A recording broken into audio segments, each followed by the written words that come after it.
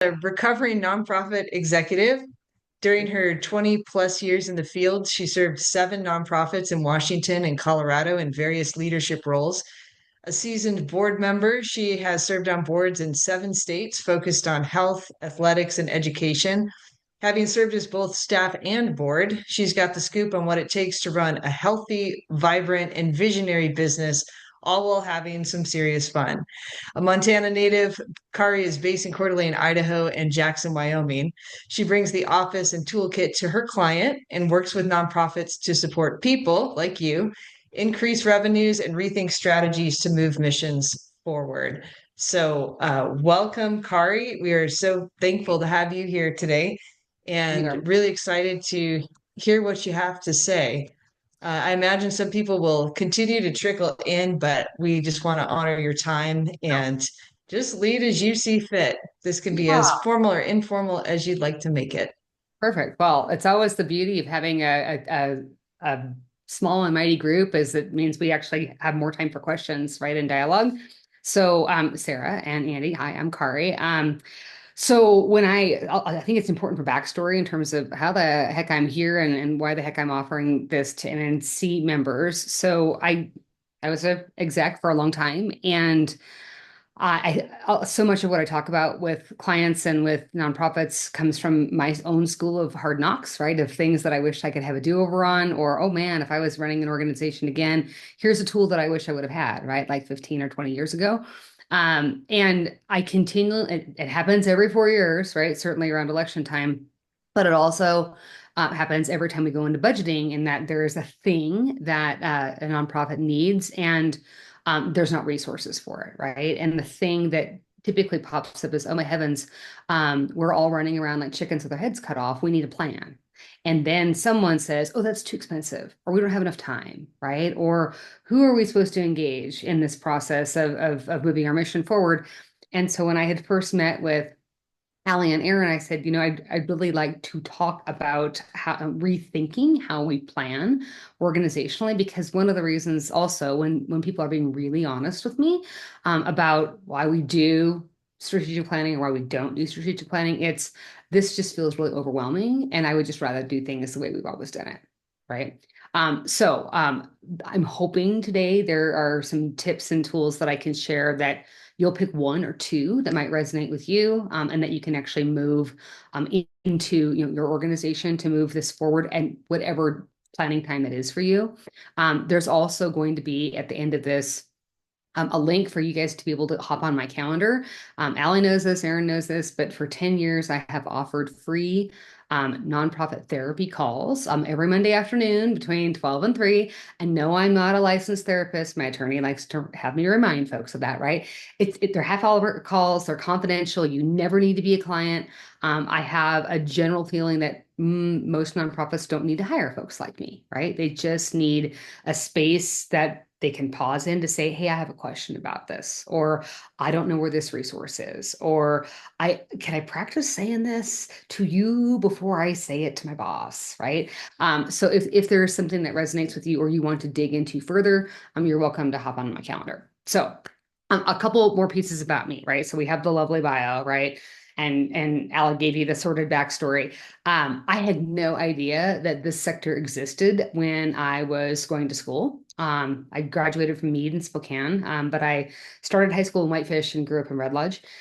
And I fell into this sector on two concurrent paths. One, I was on academic and athletic probation at Pacific Lutheran my freshman fall.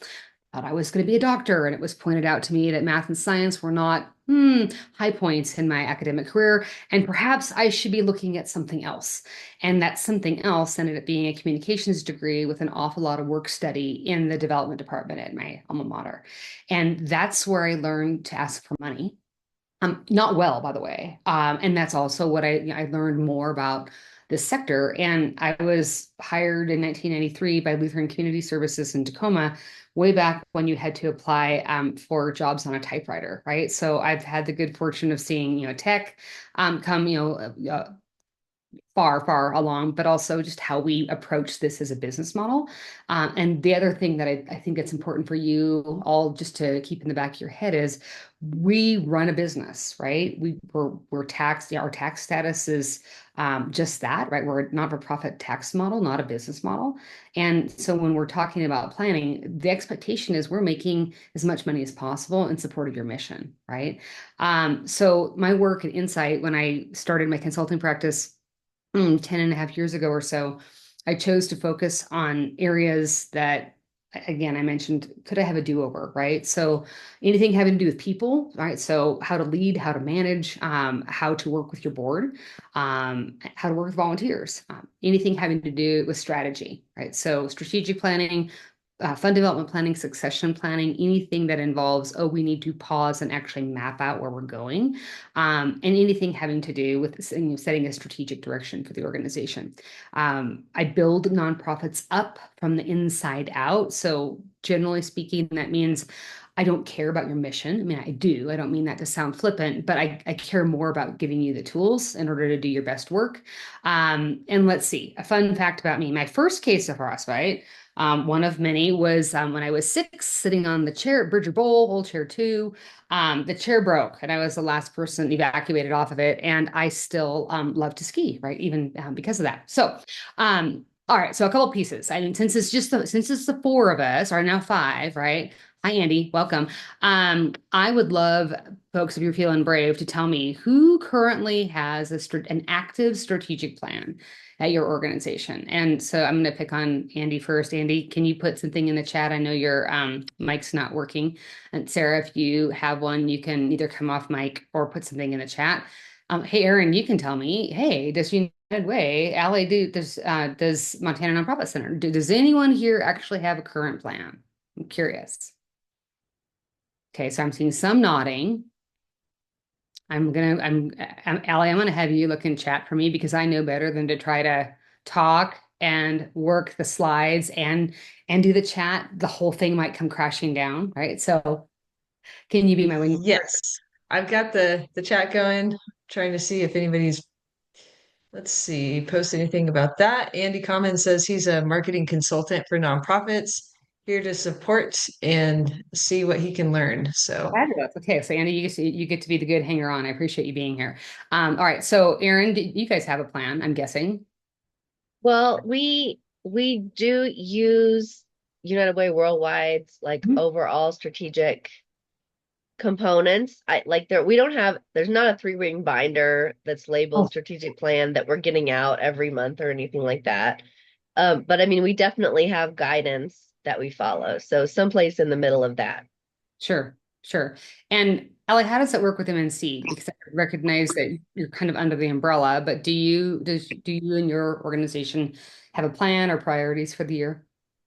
we do. We discussed those, and we had them finalized by the second week of January. So we had sort of a roadmap for where things were going, just discussed what topics might be beneficial for MNC members and what was of value. Yeah, what's of value as far as keeping people looped in through the MNC newsletter, keeping people apprised of events, and um, again, like strategic planning. Andy Commons gave us a great presentation in February um, on, yeah, so we have kind of mapped out the year month by month.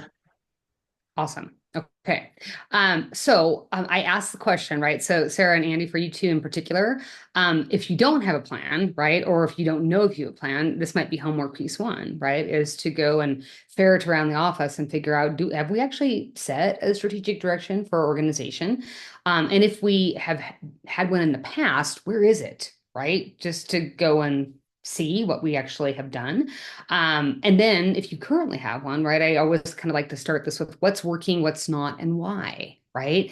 Aaron mentioned the dread 3-ring binder, right? That is not something that we necessarily want to have as a plan anymore. That's the way that things used to be, right? And part of it was we had no internet, right? And part of it was that's just how planning was done.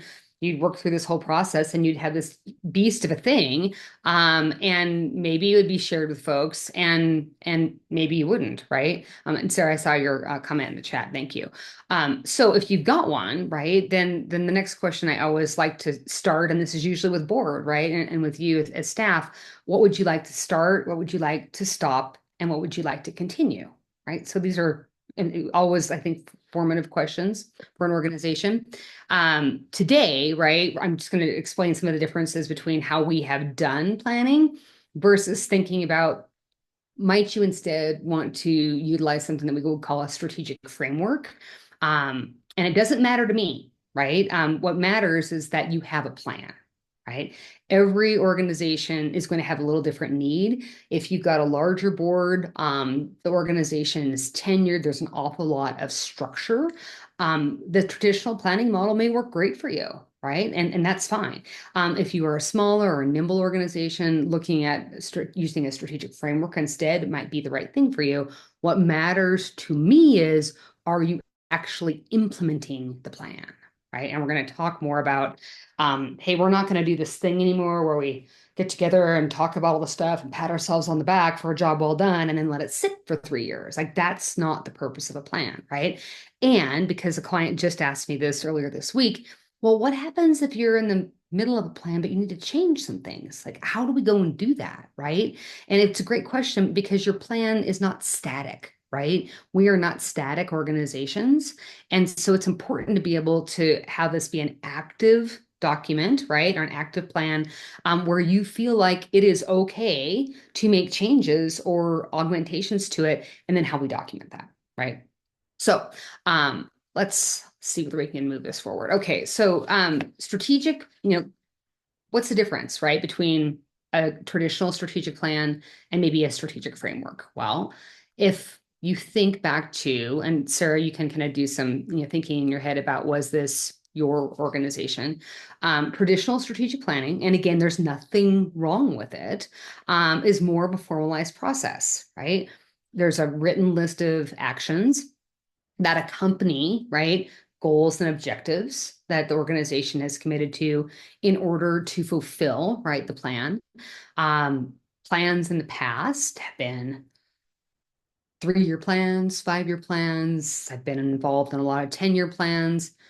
The Greater Yellowstone Coalition has a 30-year strategic plan, right? The 3 and 5 and 10-year plans were more typical when our society was not moving at the speed of light, right? When it just took a little longer to get things done. But now, because of technology, for sure, we're seeing more of 2 and 3-year plans with some augmentations because our business looks so different, right? And if COVID didn't put a period and an exclamation point on that, I don't know what else would have. Traditionally, right, when we're going through planning like this, it's driven by staff and board leadership.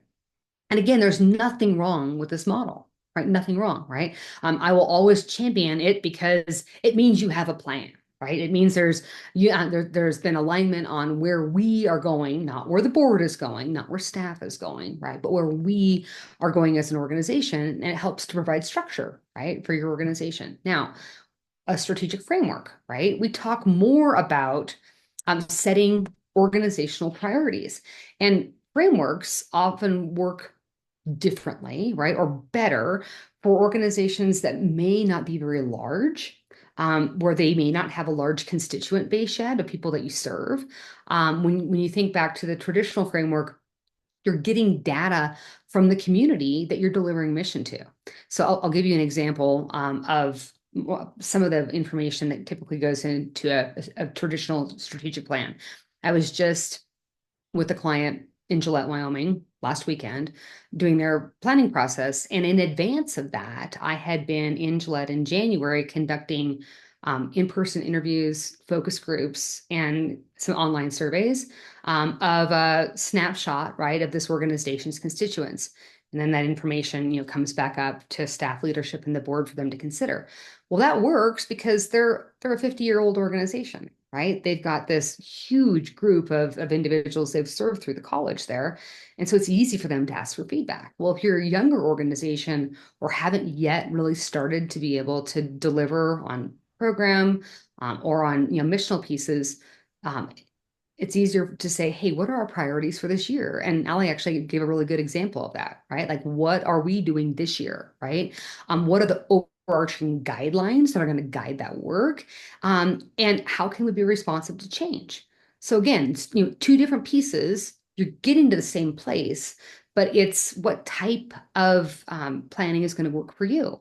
And I would tell you, if you have Gen X right here, right? And perhaps a couple older generations on your board, they're very familiar with traditional strategic planning, right? They may be less familiar with the fact that there's actually another option out there. So, besides pausing and thinking about, well, do we have a plan or not right now? And if we have it, what do we like? What do we don't? What can we change? What do we keep? It's also being able to introduce to your organization. There's a couple different ways for us to think about planning. And if us having a plan that we're all in alignment on is the most important thing, what's the vehicle, right? That we want to be able to use. Because ultimately, right, this is it. Like if we got a plan, right, whether it's traditional or whether it's strategic priorities, it's reflective of shared vision. And that's super important for us just in terms of day-to-day work, but it's also super important in terms of how you are mirrored in your community, right? So donors want to know where you're going.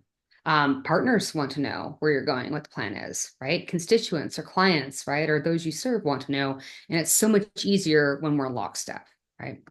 So a couple things, right? And these are questions for you to consider right now.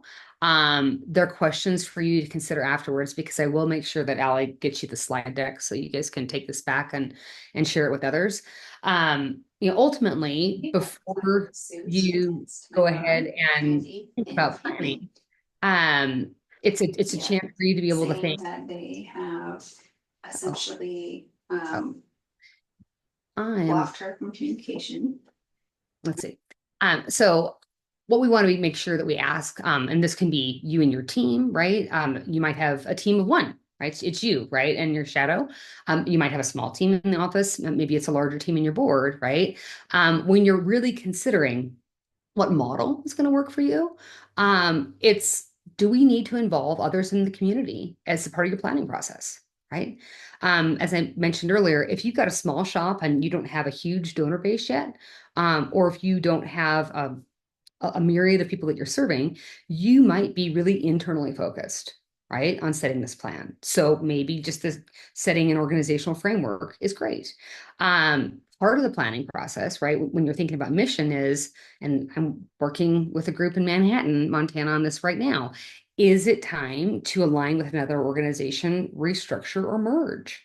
Like this is, when you get together to plan, it's, are we doing our best work? And whom else should be involved with this, right? In order for us to move mission forward.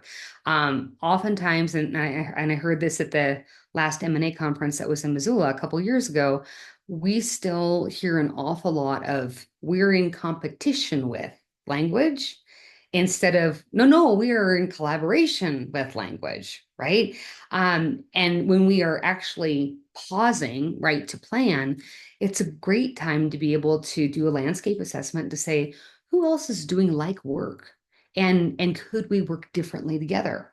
Because if mission is the most important thing, right, then we have an obligation to make sure that we're involving others in how we get that work done. And I would say an almost most important question, how do we involve everyone that's involved internally in this process? So Andy and Sarah in particular, I want you to think about this for a second. Aaron and Ali, you can too.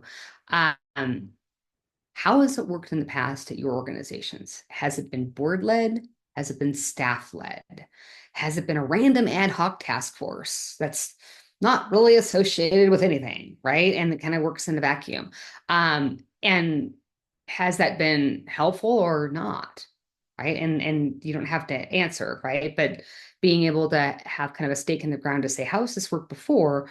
Because what I would absolutely share with you is that strategic planning is a team sport, right? And because this is an organizational strategic plan, everyone needs to be involved, right? If you want buy-in, right? Because this, again, this is this living document, and the living document needs to have buy-in and accountability from everyone. So we can't just have, and I think, again, sins of the past, right? So I think about organizations that I have worked for. There were some where the board created this plan and then foisted it upon the staff and said, go get them, tigers, right? We got nothing, right? Like we have no idea in terms of where these ideas were coming from. Equally bad scenario, just watched a client go through this in Oregon last year. The CEO, it's a larger organization, right? So it's the CEO and her executive team put together the plan with no buy-in from the board. And now there's some challenges about, well, there's board pieces in this plan, but the board's like, hey, now we weren't part of this conversation, right? Like, and so there's friction, right? So whom all is involved at what stage, that's something for you to suss out on your own, right? But we want to make sure that people feel empowered in this process, because then they're actually going to do the work. Right. I want to pause and make sure, Sarah, if you have any comments or questions, Andy, you as well. And Allie and Aaron, you're here for the party too. So is there anything that you have a question on or I should address before I move on? You good? Okay. I'll So jump in. Just Sorry. wanted to welcome a few people who've joined us since the start, Community Health Alliance and Molly Kutrow from Soft excellent. Landing. So welcome. Welcome. Hey, Sarah, you had started. Please pop back in again. Yeah, thanks. So my organization is really small, and we're actually we're going through some staffing changes, and there's only going to be two of us here for the next couple months till we hire one more person. We do have a board, but that said, we have a pretty big, like, we do a lot of volunteer engagement at my organization. So we have a big reach of like partner organizations and volunteers and just community members who are regularly involved. So I guess I'm wondering if you can speak to that in terms of this process. Like I'd love to see us do a strategic planning process that involves all of those stakeholders, but I guess how do you decide who are the key stakeholders to involve and in what parts of the process? And maybe you're going to get into this a little bit later. No, I'll answer this for you right now, right? So, yay, first of all, that you have others that are involved in your work, right? That's great, right? So when you start to do planning, you would send an invitation, to the group, right? So, I mean, I don't know how many volunteers you have. Maybe it's 50, maybe it's 100, right? But my sense is because you've got a smaller staff and you may or may not involve a consultant here. There's not a right or wrong there, but let's just pretend that you're doing this on your own. You could very easily have an online survey, right? That those volunteers are involved in participating in. There's questions that you and your team and the board would come up with to ask them ahead of time. You might choose to have a couple of focus groups, right? That happen. You might choose to interview folks individually, right? There's pros and cons for doing this yourself versus having a third party that is not related to you all. Get that information because you want to get the most candid information. And I don't care where you are in Montana, we're all related or we all know someone, right? So sometimes folks hold their cards when giving feedback because they don't want to inadvertently run into someone at the dog park that they've made angry, right? So there's absolutely a way for you to get really important information, Sarah, from that vast group of stakeholders that is going to help inform those conversations. And you might also look at, are there leads? Like maybe you've got some partner leads, right? Maybe you've got some volunteer leads with certain areas, and they may be involved in helping to flesh out some of the goals and objectives for your plan. So there's absolutely a way that you can be really, really collaborative in that. And also, since it's volunteers, right, that are running a lot of this for you, have them be a part of how we're actually going to execute this so that there's buy-in. I hope that helps. So welcome to our folks that came a little late to the party. I'm Kari Anderson. Nice to have you here. So a couple pieces, right? When I'm thinking about implementation, and again, whether you're thinking about traditional planning, right, or whether you're looking at setting strategic frameworks, it starts with culture, right? Always, like what is your culture? If you have a much more formal culture, a traditional plan may be the thing for you, right? If you're informal or younger in terms of tenure, it might be that strategic framework. It's thinking about what people. So Sarah, this is great. It's like you read ahead, right? Thinking about what people we need to have involved, and also all of our stakeholders. So traditionally with nonprofits, when we're looking at data collection, we're looking for voices from your donor pool, right? If you serve clients, right, or patients, making sure that those voices are heard. Other community partners, whether that's collaborative nonprofits, the city or the county, right? Current and past board, current and past staff, current and past volunteers. We look about for resources, right? And a resource that often people don't think about is time, right? So I will just share a really nasty habit that some of the boards that I work with, both as a consultant and as a staff member have. They try to bail out of this process, right? They try to bail because we haven't told them when we first recruited them, folks, it's not just about showing up at the board meeting, and it's not just about board committee work. There's also an annual retreat. And by the way, you're responsible legally and financially for this business. And so we have to have a plan, right? So it's, yes, this is going to take some time. Just like anything, right? At the front end, we got to do the thing and then it becomes easier, right? Other resources is, hey, we better have a way to be able to capture data. It's helpful to have survey mechanisms. Let's make sure people are checking email, right? When we actually are asking for responses. And sometimes those resources, where are we going to have this focus group? We don't have enough room at the office, right? Might United Way or MNC know some areas in town where we can actually meet, where people can hear, right? And that we have a door that closes when we're having conversations. Again, the structure piece, right? What is best for you? I will tell you, it is a rarity that I now see anything that resembles that 3-ring binder, right? Strategic plans are most often digital, right? We like them to be in a PDF format that you can put on your website and share with constituents, and that they're editable, right? If they're this long thing, Aaron had mentioned that the 3-ring binder, I can remember tomes, right? Like novels that were written, but then they sat and gathered dust or they blocked someone's door open, right? That's not what plans are anymore. And that you got systems, right? Systems to be able to track progress. That might be as simple as a Dropbox or a Google Drive. Maybe it's a board portal, right? Maybe it's your CRM, right? But your job is to identify all of these keys and who has them so that when you get ready for planning, right, you're able to execute. So how to change your plan, right? Or actually, before we get to changing the plan. So when we're thinking, and this is a little bit of a rip off of Sarah's question, a plan is only a plan until we actually start to activate the plan, right? So when I'm thinking about, I mean, I've seen some really great plans done. Like, and people are so that there's usually 2 or 3 emotions, right, that come out of a day or a couple days of actually sitting down and planning where we're going. And those emotions look like, oh my heavens, I'm so tired. This hurt my brain, right? Like this was a lot of thinking, right? And a lot of us are the doers, right? We want to get right into the doing. We want to get right into the tasks. And sometimes the brain hurts because we're asking you to think bigger, right? So there's, oh my heavens, I'm tired. Oh my heavens, I'm so excited. Oh my heavens, I'm overwhelmed, right? Oh wow, we are bigger than I thought we were, and we got some work to do, right? And so there's this jubilation, right? And people are pretty psyched when they come out of these meetings, besides needing a nap. But if there is not a plan for activating this, bitterness creeps in, right? You spent all this time doing the thing, and now it's sitting over here and nothing's getting done. And if you want a buzzkill and a morale, just disintegrator, that's the way to go about it, right?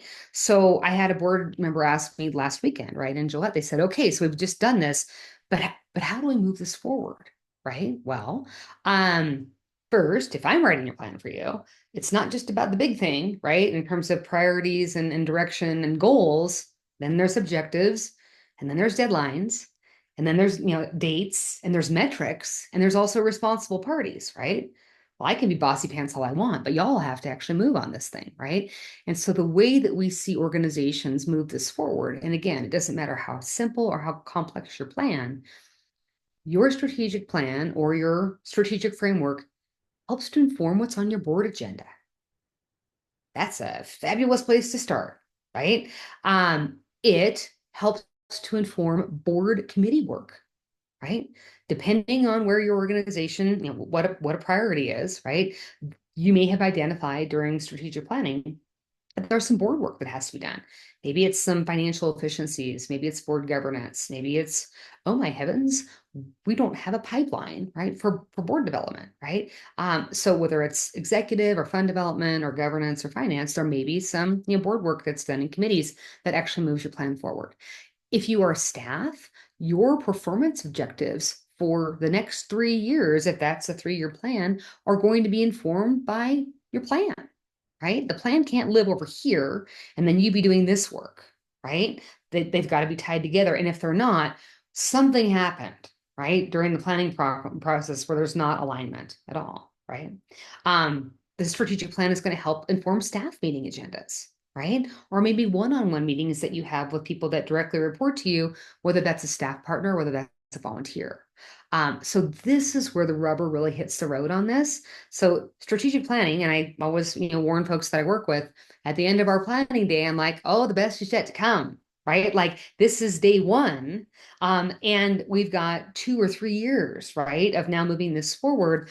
But what I would also say that we forget to do with this, we forget to celebrate our wins, right?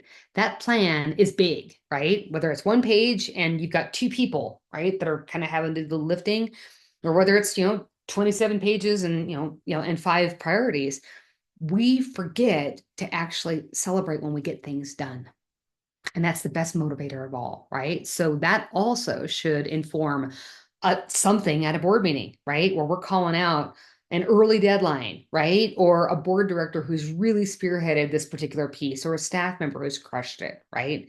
That's our job, is to make sure that we're celebrating and motivating, because most folks I know want to be successful.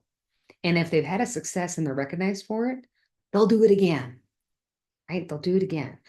So that's how we can actually start to move this forward in the organization, instead of it sitting like a bad elf on the shelf, right? We don't want elf on the shelf when it comes to strategic planning. Questions or comments about this?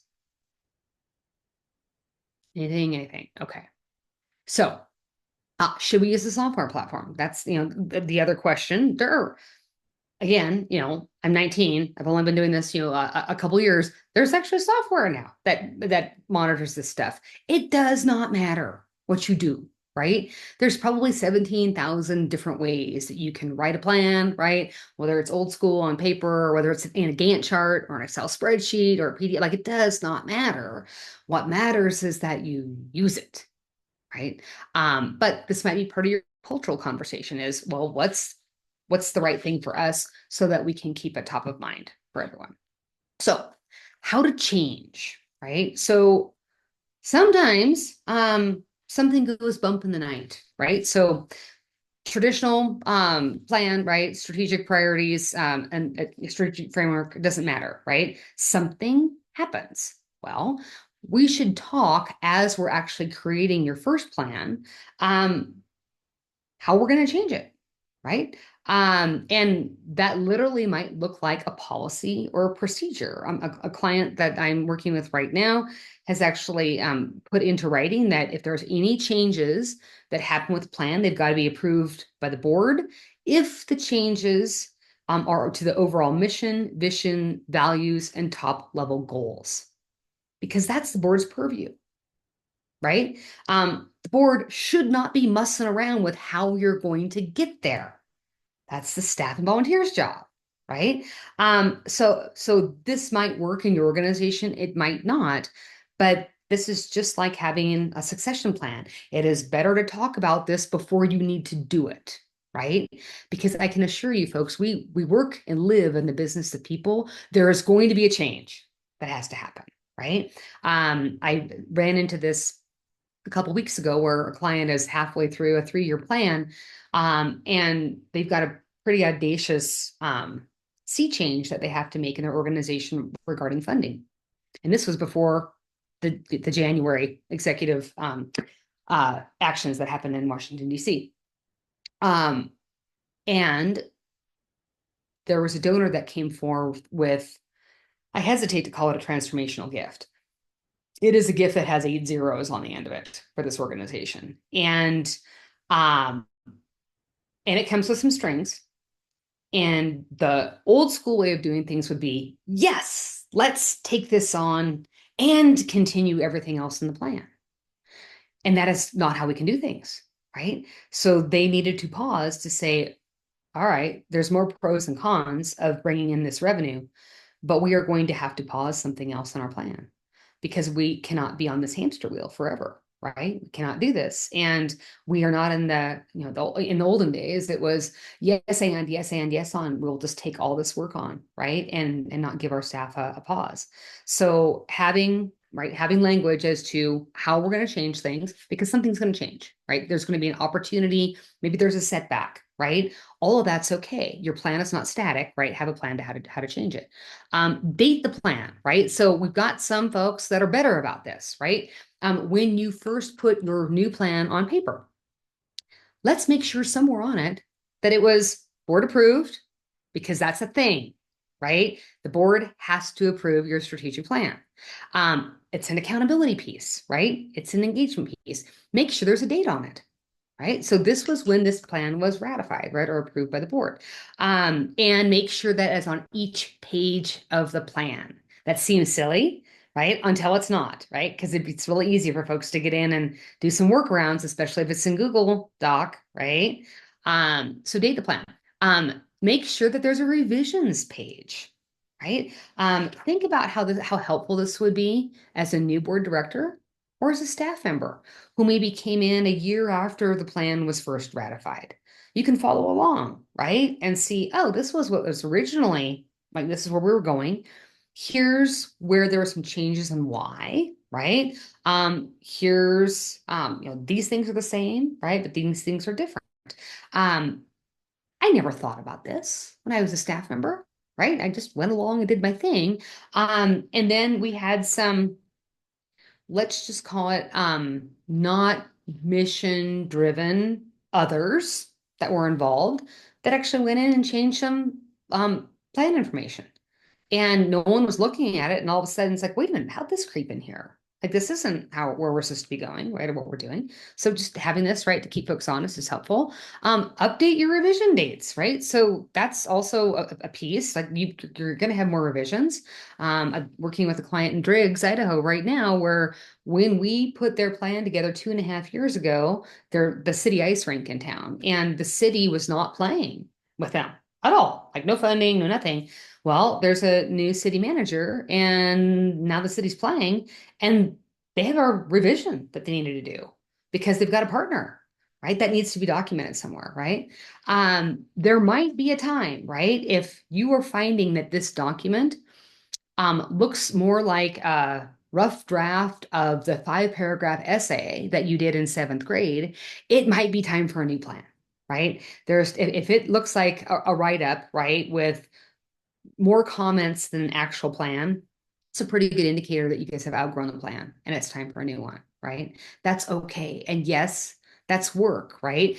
And I've had clients ask, well, what does that look like? Well, if you're making changes more than once a quarter, and if this is starting to look like word soup, it's time, right? It's time for something new.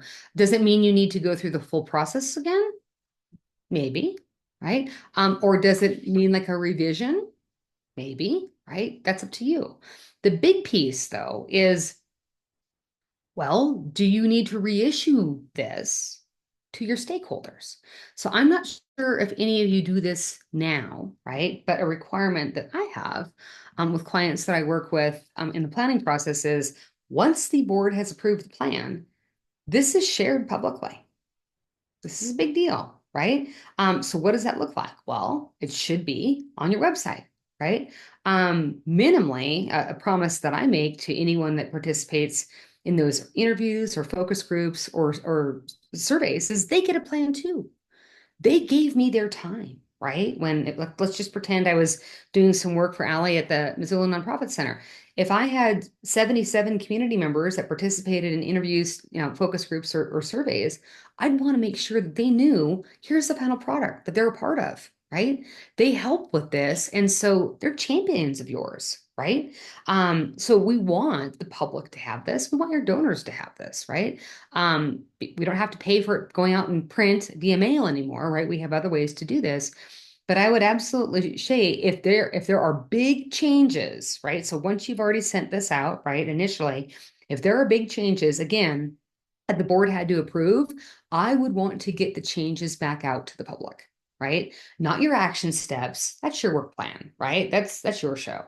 But if there were some significant pieces that were changed that the community should be, know of and be a part of because they're supporting you, then I would want to be transparent in that and get that back out to the public. And again, these are things we forget to do, right?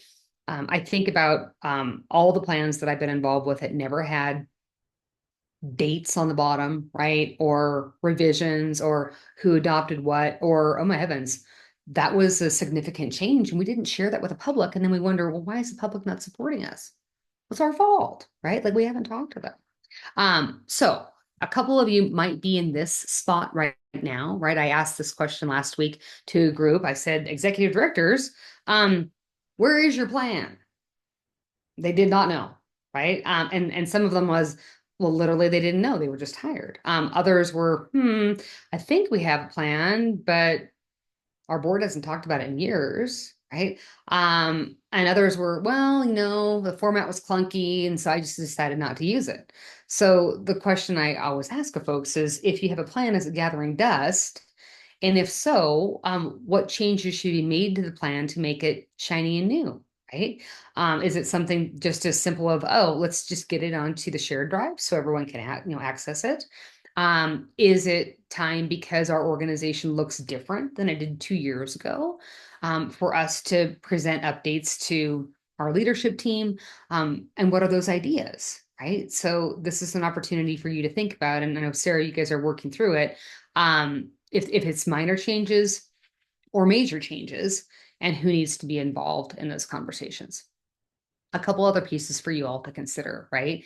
So data is a big deal, right? When we're thinking about planning, data tells the story, right? And so one of the pieces that always has to be involved when you're planning is, what's your access to data look like? Based on the size of your organization, based on the age of your organization, you are going to have less or more, right? This isn't a competition. It's you do the best with what you have, right? And so some of that data looks like, trends, right? In the sector and also for your industry, what's going on in the greater Missoula market, right? If you are a local nonprofit, if you are a regional or statewide nonprofit, what's going on in Montana, right? Or the Rocky Mountain West, or if you're a national organization, certainly what's going on in your subsector nationally. If there's a particular industry, right, that you support or partner with, you should have data on them. And what's going on with your competition. And again, this isn't because we're in competition. It's you've got other folks that are doing like work in town. What are they doing? Right? We shouldn't be replicating what others are doing unless we know we can do it better, right? And whatever better looks like to you. Then also it's, well, what's going on with you and your organization? When we go and tell stories, it's always right the emotive that goes, but we've got to have the data and the metrics to back it up. And so I would want you to leave here today thinking about as we think about planning, and maybe that's just for Q2, 3, and 4 of 2025, or maybe you're prepping, right, for a plan that's going to start in 2026. Do we have access to all the data that we need in order to make good decisions in terms of planning? A couple other pieces that I would have you think about, right? There's some do's and don'ts, and it doesn't matter, traditional strategic planning, right? Or using a strategic framework. We need to make sure that your metrics are tied to outcomes, right? When I think back when I was a staff person, um, I think of a particularly horrible example. A board of mine in Denver wanted me to increase annual fund giving by 33%. And I was fascinated as to where that number came from because we had never, ever done more than double digits, right, in terms of growth. And bless this board director, he said, well, I've got a buddy that chairs the Boys and Girls Club of Metro Denver, and that's what their goal is this year.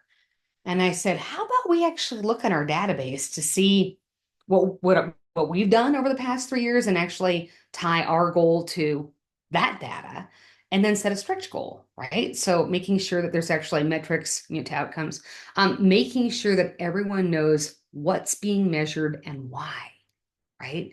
We get into this really bad rut, right? I'm thinking of ruts right now because our roads are so crummy, right?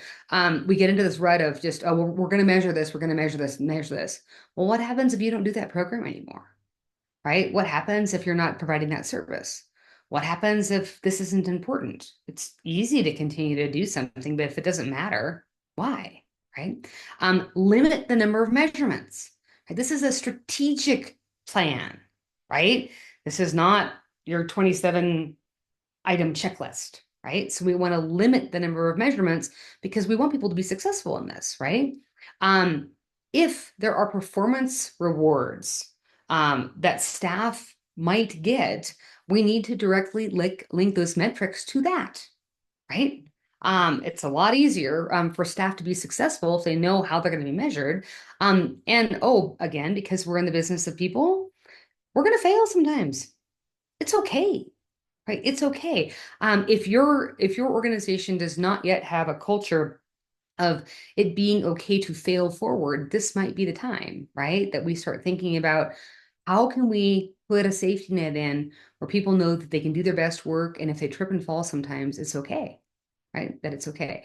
What we don't want, right? So here's the other piece. We don't want to link metric responsibilities just to senior management. This is a team sport, right? Everyone has metrics, right? If this is truly an organizational strategic plan. Metric development is not just a one and done thing, right? So we might get some of the metrics right in that initial planning session, but as this plan continues to activate, there may be additional metrics that need to be put in there. That's okay, right? Perfection is the enemy of good, right? We don't wait for perfection on this thing. It is never going to be perfect. There's not a single person, right, in your organization that's going to say, that is the best way we should do this and have uniform alignment on this. Some folks love their Gantt charts. Others like Excel spreadsheets. Others like PDFs, right? Others like a whiteboard with all this stuff on it. Like, don't wait until you get everyone's consensus on what this should look like. You got to do it, right? And there cannot be metrics solely tied to compensation. That is not our business model here. And that would absolutely both raise eyebrows with donors and potentially could raise the eyebrows with IRS, right? So we don't want that. Last, right, before I open it up for questions, as I get to see what the wonders of my slide deck. We can be thinking, and Sarah had asked this, right? So how do we involve stakeholders? She asked at the front end, right? But I'm also curious, because this is the best part of this. How are we involving our community in how we're measuring success? I think back again to things that I did really well and things that I was completely deficient at when I was an executive director. We're so good about doing. We do and we do and we do and we do and we do, right? We add a new program. We start a new fundraising event. We open up a new office in Polson, right? Like whatever that might be. And we involve people on the front end of that, like come along for the ride, but we don't involve those same people on the evaluation piece and how we actually have hit the ball out of the park, right? So there's an opportunity there as you're thinking about planning. How could we do that? And again, it can be simple. It can be one or two things. It doesn't have to be fancy. How are you defining key performance indicators, right? Those are things that have to be measurable and objective, quantifiable and qualifiable, right? We can't just say that Erin did a great job. Erin needs to know what she did a great job with, right? By when, how much, right? Those are quantifiable. Did you set SMART goals, right? So, in case folks have forgotten the acronym, specific, measurable, action-oriented, realistic, and time-bound.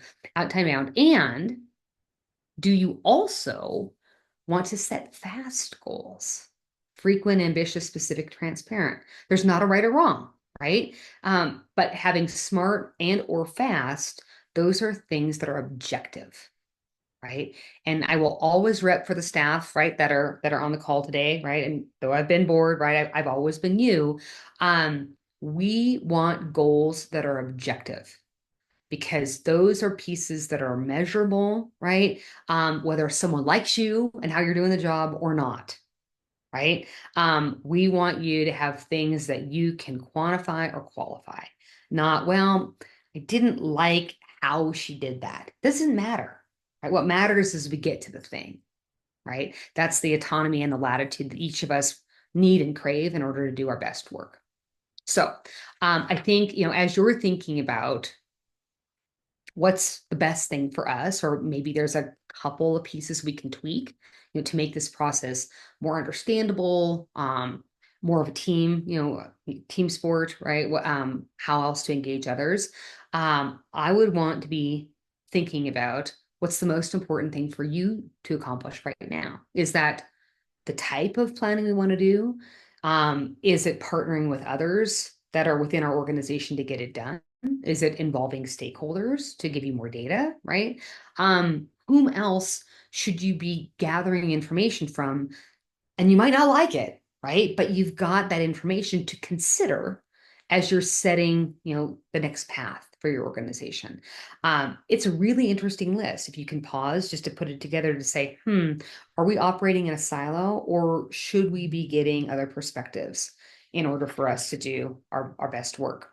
Now, I'm not going to make you do this, but this is always extra credit, right? When I get involved either virtually or in person. And because we have a small group, you guys can be considering this. There are some folks on the call that said, hey, this is important to me. And so maybe it's not that you pair with each other, but I would encourage you. I can be your person, right? Reach back out to me in a month, and tell me how you're doing on this.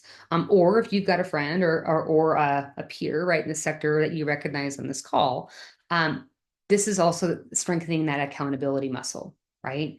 You chose to spend some time here today, and it's really easy to go ahead and take some notes and say, that was something I hadn't thought about before, or, oh, I should talk to our board chair about this, or, oh, I need to talk to a team member. And then life gets busy. And I know you guys have had a heck of a week up there, right? So my encouragement is, get out your phone and get out your calendar and make a note a month from today. Like, what have you actually done to move something forward, right? A conversation, hiring a consultant, talking with your board chair, talking with a peer about this. And the last piece, I promised you this, right? And for those of you that joined the party a little late, I offer free calls on Monday afternoons between 12 and 3 Mountain Time, right? They're free, they're confidential. You don't have to be a client. I don't think you have to be a client of mine pretty much ever, right? It might be that you need to talk through your organization's current situation, and walk through a couple pieces. I only have 2 requirements for the calls. One, we can't talk about the same thing twice, because you can book as many of these as you want, right?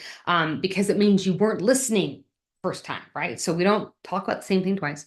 And if you need to cancel, give me 24 hours notice, because I've got a wait list for them, right? So you can talk about anything. It's there, and ideally you've got some things to be able to move forward on because of one-on-one conversation.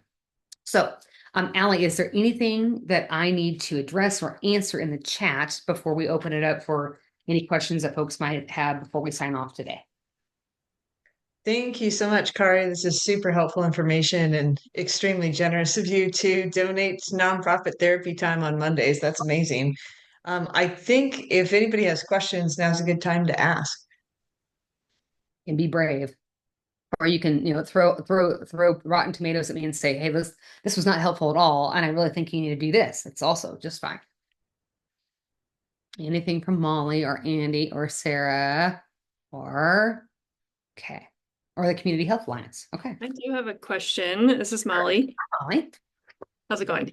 Good, you? Good. Thanks so much for being with us today. My organization we are kind of due for a strategic plan, but we happen to be especially affected by and vulnerable to the changes in national politics. So we've had some people advise us to not do a strategic plan right now. Would you agree with that advice? I instead, rather than and this happened during COVID, right? So we had not the same chaos, different chaos, right? Of, oh my heavens, what's happening? Instead of a full bore strategic plan, Molly, I would be setting strategic priorities for the year, right? So I would just be looking at the most important things for Q1, Q2, Q3, Q4, right? Okay. And it literally might be these are the three things we are paying attention to, and that is it, right? Because I get there's a lot of things that are out of control, and so those priorities probably should include things you can control, right? Yeah. Because it is what I would tell you, right? Having been through COVID and also being in the workforce when another president was cutting jobs in 1996, right? And I was in my second nonprofit job at that juncture. It is really easy, and rightly so, to feel completely overwhelmed and not in control of anything, right? And the board and staff need some uniformity and some alignment on what are we all working on together. So just literally a one sheet that you guys might come up with to say, these are the things that our organization is going to focus on right now that are within our wheelhouse. And that helps to bolster morale, right? But that also helps to make sure everyone's energies are marshaled on the same page. And who should be at the table for that discussion? Does that come from leadership? We have an advisory council, not exactly a board, but. Sure. So the folks that are legally and financially responsible for your organization. So I'd say, hey, that's maybe your advisory council, but it's staff leadership for sure. Yeah. Okay. Yep. Yeah. And so in a traditional framework, that would be, board and staff leadership, right? But it's wherever the buck has to stop, but you got to make sure that all voices are heard, because if it's just the advisory council, and then they're, leading the staff, but the staff has intel that they don't have, that would be hard, right? Okay. Okay. Thank you. You're so welcome. Anything else? Thank you so much, Kari. I think we're kind of wrapping up on time here, but we would love to pass along the slide deck if you offer that, and I'll give people your contact information if they want to follow up with you to hire you as a consultant or do nonprofit therapy on Mondays. We super appreciate your valuable information, and thanks for being here today. Welcome. So nice to meet everyone. Have a good rest of your week. Thanks for all the work you do in Missoula.